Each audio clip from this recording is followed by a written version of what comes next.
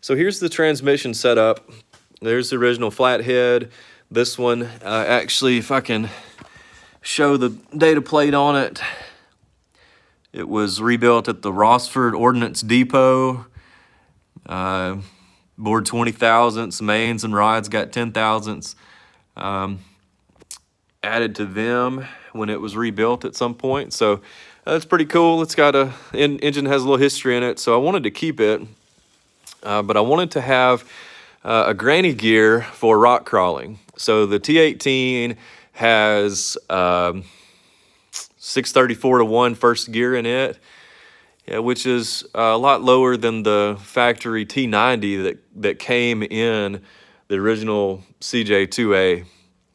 So to do this, had a little bit of help from one of my buddies who had run this setup in his Jeep before with his original flathead.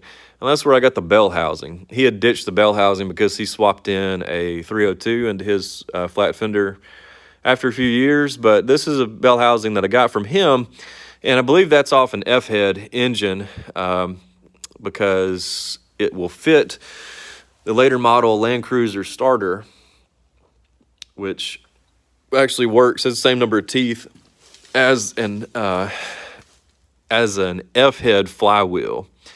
Now this is the L134 engine. This is the flathead. The F-head is an overhead valve engine. So this is the bell housing off a little bit later Jeep, but you can kind of see the booger welded adapter, steel adapter that he made for this. And he just cut this adapter plate with the right holes that will fit the T18, the front of the case. I cut a window in the side to run a factory Ford clutch fork. It's an 84 Mustang 4-cylinder clutch for a 2.3 liter engine, I believe it is, that I have in here. I re-drilled the flywheel to bolt that clutch to it. And had to do a little bit of I made a spacer for the input shaft to go into the throwout bearing, or to the pilot bearing. Throwout bearing is stock Mustang as well. The transmission itself, of course, is here, and then the adapter, really short. This is a Scout version of an adapter, and there's a Jeep version of this as well. I just had the availability of the Scout, and it normally will clock the transfer case down a lot lower.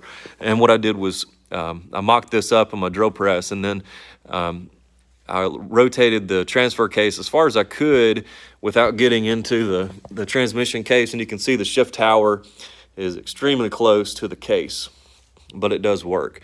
And I have a regular little cross member underneath on the traditional mount, so you can see here.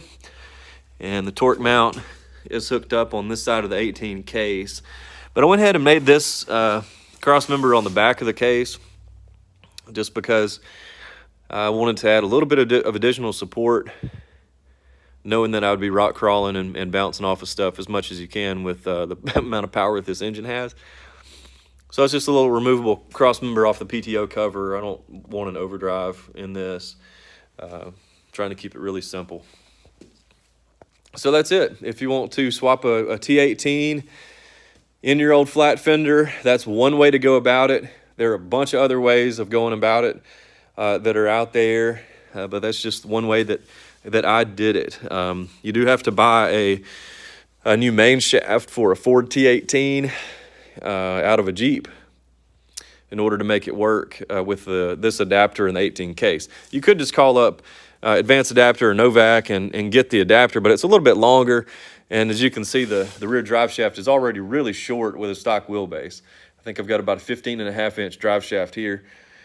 And you can stretch wheelbase out a little bit and take care of that. The angle is not that bad because these are stock springs, stock height, pretty simple. So if you have any questions, please leave those below about this T18 swap or anything else about the old flat fender, and I'll be glad to answer those and help the next guy out the best I can.